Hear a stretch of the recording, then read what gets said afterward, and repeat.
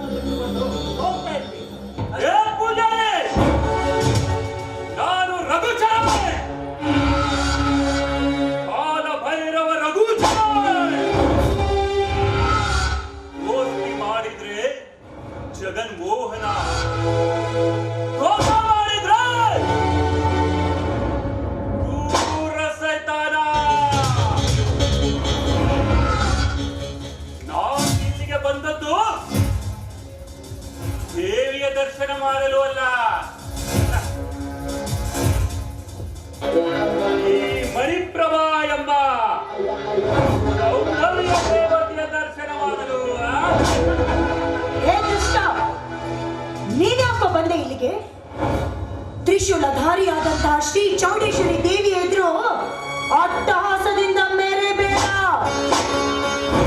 ಒಂದು ವೇಳೆ ಮೈ ಮರೆತು ನೀನು ಮೆರೆದಕ್ಕೆ ಆದ್ರೆ ನಿನ್ನ ಜಾಗದಲ್ಲಿ ಸುಟ್ಟು ಭಸ್ಮವಾಗಿ ಹೋಗ್ತೀಯ. ಎಚ್ಚರ!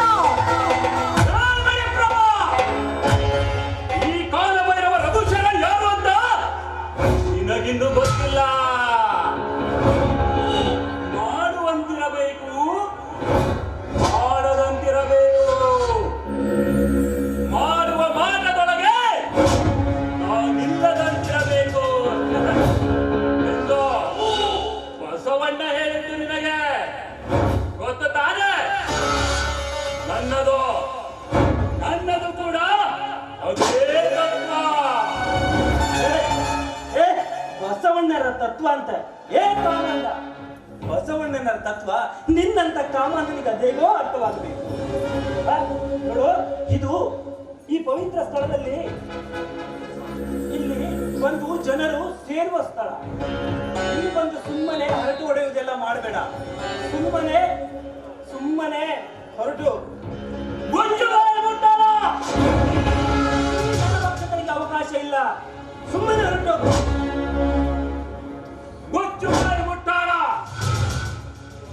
ಶನಿವಾರ ಧರಿಸಿಕೊಂಡು ಮನೆಯಲ್ಲಿ ವಿಭೂತಿ ಮಾಡಿಕೊಂಡು ಕೈಯಲ್ಲಿ ಗಂಟೆ ಹಿಡಿದು ಪೂಜೆ ಮಾಡೋದಷ್ಟೇ ನಿನ್ನ ಕಾಯಕ. ಈ ಕಾಲ ಭೈರವನಿಗೆ ಅವಶ್ಯಕತೆ ಇಲ್ಲ ನಿನ್ನ ಉಪದೇಶ. ಪೂಜಾರಿ, ಸೂರ್ಯನಿಗೂ ಗ್ರಹಣ ಹಿಡಿಯುತ್ತೆ, ಬಹಳ ಹೊತ್ತು ಇರಲ್ಲ.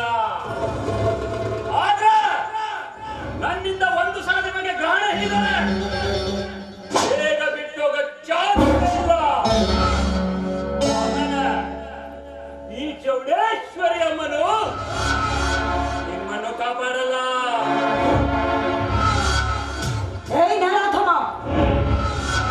ಶ್ರೀ ಚೌಡೇಶ್ವರಿ ಅಮ್ಮನವರ ಬಗ್ಗೆ ಆಗ್ಲಿ, ಅರ್ಚಕರ ಬಗ್ಗೆ ಆಗ್ಲಿ ಇನ್ನೊಂದು ಶಬ್ದ ಹಗುರವಾಗಿ ಮಾತಾಡಿದ್ದಾದ್ರೆ ನಿನ್ನ ಜಾಗದಲ್ಲಿ ಸರ್ವನಾಶವಾಗಿ ಹೋಗ್ತೀಯ.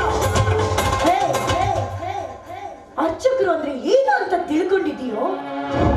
ದೇವರು ಮತ್ತೆ ಭಕ್ತರ ಮಧ್ಯೆ ಇರೋ ಬಲವಾದ ಸೇತುವೆ ಇದ್ದ ಹಾಗೆ.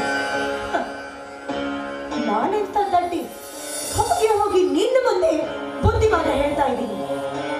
ಕೋಣನ ಮುಂದೆ ಕಿನ್ನೂರಿ ಊದುದಂತೆ ನೀನು ಬುದ್ಧಿ ಹೇಳೋದು ಒಂದೇ, ಕತ್ತೆಗೆ ಕಸ್ತೂರಿ ವಾಸನೆ ಕೊಡ್ಸೋದು ಒಂದೇ.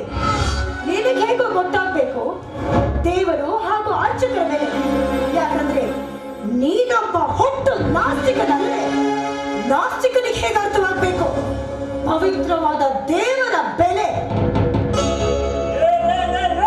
ಸುಂದರಿ, ಇಂತಹ ದೇವರು ಈ ಧರೆಯ ಮೇಲೆ ಇದ್ದುದೇ ಹೌದಾದರೆ ನಮ್ಮಂತ ಅಸುರರು ಈ ನೆಲದ ಮೇಲೆ ಬದುಕುತ್ತಿರಲಿಲ್ಲ. ನಾನು ರಘುಚರ, ಕಾಲ ಭೈರವ ರಘುಚರ. ದೋಸ್ತಿ ಮಾಡಿದ್ರೆ ಜಗನ್ಮೋಹನ, ತೋಕ ಮಾಡಿದ್ರೆ ಸೈತಾನ. ಕಾಮಾಂಧ,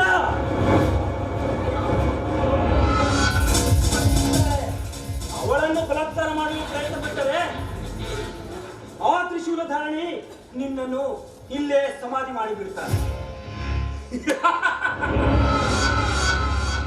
ಈ ನಿನ್ನ ತ್ರಿಶೂಲಧಾರಿ ಈ ತ್ರಿಕಾಲಜ್ಞನನ್ನು ಏನು ಮಾಡಲು ಸಾಧ್ಯವಿಲ್ಲ. ನಾನು ಈ ದಟ್ಟಡವಿಯಲ್ಲಿ ಪ್ರವೇಶ ಮಾಡಿದ್ದು ಈ ಮಣಿಪ್ರಭ ಎಂಬ ಮಣಿಯನ್ನ ಅನ್ನದಾಗಿಸಿಕೊಳ್ಳಲು. ಹೂವಾದಿಮಕರನ್ನು ಹೇಳಿದರೆ ಹೀರುವೆನು ದುಂಬಿಯಾಗಿ, ಆವಾಗಿ ಮುಸುಗುಟ್ಟರೆ ಕೊಕ್ಕಿ ಕೊಕ್ಕಿ ತಿನ್ನುವ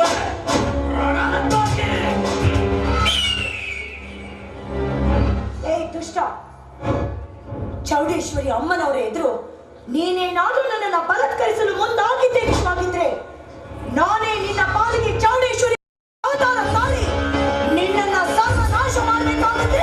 ಹುಷಾರ್, ಒಳ್ಳೆ ಮಾತಿನಿಂದ ಹೇಳ್ತಾ ಇದ್ದೀನಿ, ಬಿಟ್ಬಿಡು ನನ್ನನ್ನ. ಹೇ ದುಷ್ಟಾತ್ಮ, ನಾನು ಅರ್ಚಕನಷ್ಟೇ ಅಲ್ಲ, ಭಕ್ತರ ಪರಿಪಾಲಕ. ಸುಮ್ಮನೆ ಅವಳನ್ನು ಬಲಾತ್ಕರಿಸಲು ಪ್ರಯತ್ನ ಪಡಬೇಡ.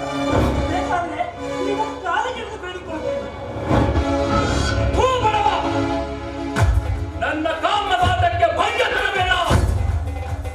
ಹೇ ಕಾಮವಲ್ಲವೇ,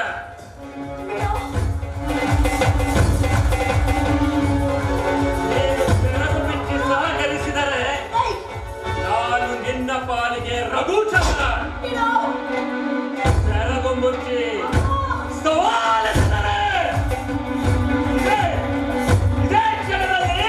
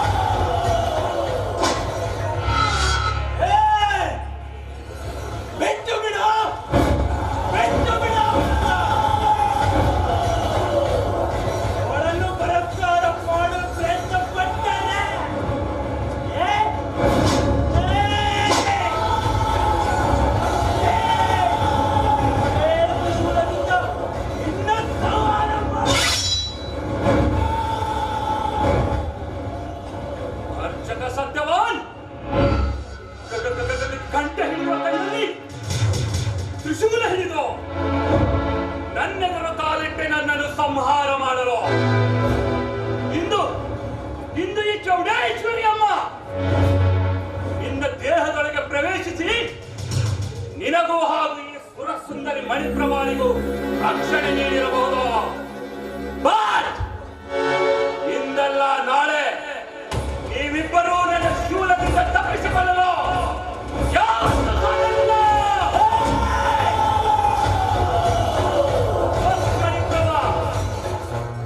ಇನ್ನು ಮುಂದೆ ಸುಖ ನೀಡುವ ಸಖಿ ನೀನಾದರೆ ನೀನಾಗುವೆ ಈ ರಘುಚರಣನ ಪಟ್ಟದ ಅರಸಿ. ಸುಡುವ ಜ್ವಾಲಾಮುಖಿ ನೀನಾದರೆ ನೀನಾಗುವೆ ಈ ರಘುಚರಣನ ಶರಣದಾಸಿ. ಸತ್ಯವಾನ್ ಶಾಸ್ತ್ರ ಹಿಡಿದು ಮತ್ತೆ ಬರುವೆ ನಿನಗೆ ಅಲ್ಲಿಯವರೆಗೆ ರೆಡಿಯಾಗಿರೋ ಈ ನಿನ್ನ ತ್ರಿಶೂಲ ಹಿಡಿದುಬಿಟ್ಟು